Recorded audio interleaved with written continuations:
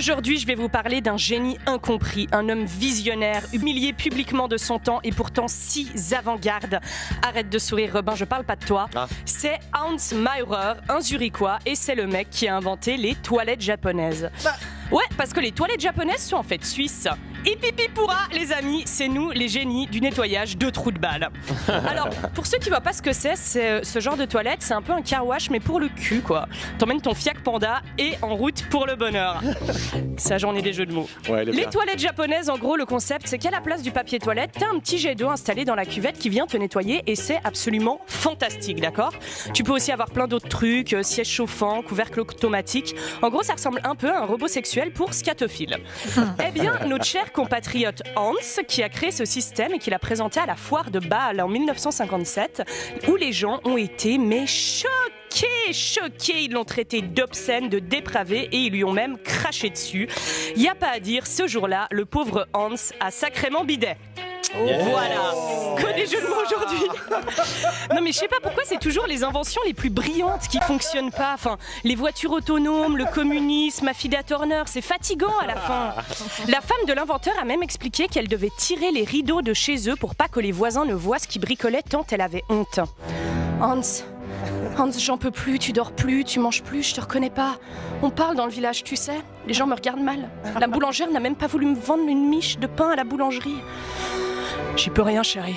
Je pense à tous ces petits culs pleins de caca et j'en ferme pas l'œil. D'ailleurs, en parlant de gros trous du cul, Patrick Bruel. Alors, on n'attend pas Patrick, c'est Patrick qui n'attend pas pour être dans une impunité totale alors que plus de 30 femmes l'accusent de viol et contraintes sexuelles pour des faits allant de 1991 à 2019. Patrick Bruel est donc un enfoiré depuis plus de 33 ans. Rapport évidemment à la troupe des Restos du Cœur. Non, je déconne, rapport à son comportement. Patrick a pourtant l'air d'avoir tout le temps la trique, ne sait pas quoi en faire en qualité de petit homme faible et capricieux. Et bon, puisqu'il faut bien relier mes deux sujets entre eux, c'est l'heure de mon grand jeu. Des toilettes japonaises, Patrick Bruel ou les deux. Il ne demande pas ton consentement. Patrick Bruel. Les deux. Ouais, c'est vrai. Mon père adore mais il assume pas. Les deux. Les deux. Sa carrière a été gâchée parce que les gens le trouvaient complètement immoral. Patrick. Les toilettes japonaises uniquement devraient être installées dans tous les foyers afin de remplacer le papier toilette. Patrick Bruel. Patrick Bruel, effectivement. C'est un sujet nuancé, il faut bien se renseigner avant de donner son avis. Les toilettes japonaises, parce que Patrick Bruel, c'est hyper clair, ok ? Bruel, odieux petit personnage à succès qui, en plus d'avoir déclenché ce qu'on appellera la Bruelmania, est aussi un acteur et un joueur de poker professionnel. Alors, les acteurs sont des gros baisers et les joueurs de poker des immenses manipulateurs. Son CV, c'est déjà une condamnation, d'accord ? En plus, faut arrêter avec le poker, c'est bon. Enfin, je veux dire, moi aussi, siroter un verre au bout d'une table avec un visage fermé et des lunettes de soleil, je pratique à chaque début de printemps et je me dis pas professionnel pour autant. Voilà. Bruel s'est défendu de ces accusations, notamment celle de Flavie Flament, qui l'accuse de viol alors qu'elle n'avait que 16 ans, en disant que leur relation était parfaitement consentie. Waouh! À 16 ans, Patrick, même le Servette FC cette saison, avait une meilleure défense que toi. Là, vraiment, c'est pas possible.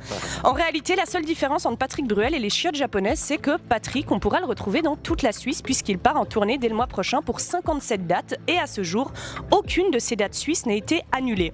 Alors, on nous ressort le discours qu'il faut distinguer l'homme de l'artiste. Ça marche pas. Enfin, à la limite, ça marche pour mon coiffeur. Voilà, moi, je préfère vachement l'homme à l'artiste. C'est pour ça que j'ai toujours des coupes de cheveux de merde. Mais par contre, on se marre vachement quand il me fait ma charte astrale en me coiffant. Enfin voilà. Les programmateurs appellent aussi, comme d'habitude, à la présomption d'innocence et ça devient insupportable d'entendre ça. Le phénomène massif dans nos pays, ce n'est pas qu'il y a des milliers de mecs qui croupissent en prison pour des crimes qu'ils n'ont pas commis. Le phénomène massif, c'est qu'il y a des milliers de mecs qui commettent des crimes et qu'ils ne sont jamais punis. Alors maintenant, faut qu'on se réunisse et qu'on aille les tenir par la peau des couilles, ces gros blaireaux, pour qu'ils aient bien peur. Et Patrick, j'espère qu'on se dira rendez-vous dans 10 ans de détention ferme. RTS, couleur 3.